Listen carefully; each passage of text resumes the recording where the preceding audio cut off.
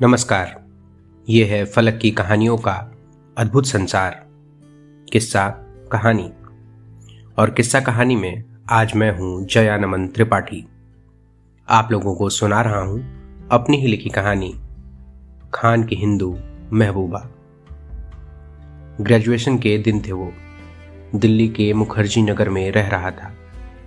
रंजीत भैया से स्कूल के दिनों से दोस्ती थी, सो उनके रूम पर आना जाना होता रहता। रंजीत भैया ग्रेजुएशन कंप्लीट कर चुके थे और यूपीएससी क्लियर करने के लिए कमर कस चुके थे। वहीं मेरी मुलाकात उनके रूम पार्टनर खान भैया से हुई। खान भैया के यूपीएससी के अटेम्प्ट खत्म हो चुके थे, लेकिन स्टेट पीसीएस के लिए कोशिश जारी थी। बहुत मिलनसार थे खान भैया, और उतनी ही प्रबल भावना सभी की मदद करने की, सुमार्ग दिखाने की। हमेशा कहते, यूपीएससी के बारे में उससे पूछो जो तमाम मेहनत करके भी क्रैक नहीं कर सका। रंजीत भैया का मार्गदर्शन भी करते रहते, मुझे भी आगे के लिए बहुत सी व्यवहारिक बातें बताते और समझाते। उनका रूटीन भी गजब का था। सुबह 8 बजे उठ जाते, 12 बजे तक द हिंदू अखबार पूरी तरह चाट जाते, फिर बाकी पढ़ाई और लिखने का अध्ययन। कभी कभी लगता यह आदमी है या मशीन, इतनी मेहनत कैसे कर लेता है। ऊपर से दोनों टाइम हाफ टिफिन खाते ताकि बैठकर पढ़ने में दिक्कत ना आए। कुछ दिन बाद मेहनत रंग लाई, उत्तराखंड पीसीएस में 2nd रैंक।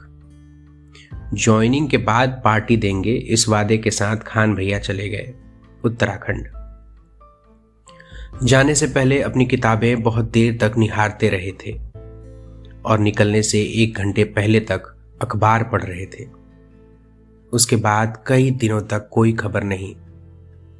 रंजीत भैया और मैं बैठकर उन्हीं के बारे में चर्चा कर रहे थे। कैसी लाइफ होगी उनकी, कैसा काम होगा, मन लग रहा होगा या नहीं, आदि आदि। अचानक खान भैया कमरे के गेट पर खड़े होकर मुस्कुराने लगे। हम लोगों ने उनके गले लगकर उनका स्वागत किया। वे थोड़ी देर बैठे रहे। बात करने के दौरान बार बार कमरे में अपनी आंखें घुमाते रहे। मुझे समझ नहीं आ रहा था कि वे कुछ ढूंढ रहे हैं या उनका मन नहीं लग रहा। गर्मी लग रही होगी शायद इस छोटे कमरे में। उनकी आदत छूट गई होगी इस तरह से रहने की। मुझसे रहा नहीं गया। मैं पूछ बैठा, क्या हुआ भैया, कोई बात है क्या, कुछ ढूंढ रहे? वे बोले, यार द हिंदू अखबार देना, बहुत दिन हो गए मैंने पढ़ा नहीं। वहां पिछड़े इलाके में पोस्टिंग है, द हिंदू नहीं मिलता वहां। मैं अवाक उन्हें देखता रहा थोड़ी देर, फिर अखबार ढूंढ कर दिया। वह अखबार मिलते ही लगभग मेरी तरफ लपक गए और अखबार लेकर ध्यान से देखने लगे। द हिंदू लिखा हुआ था ऊपर।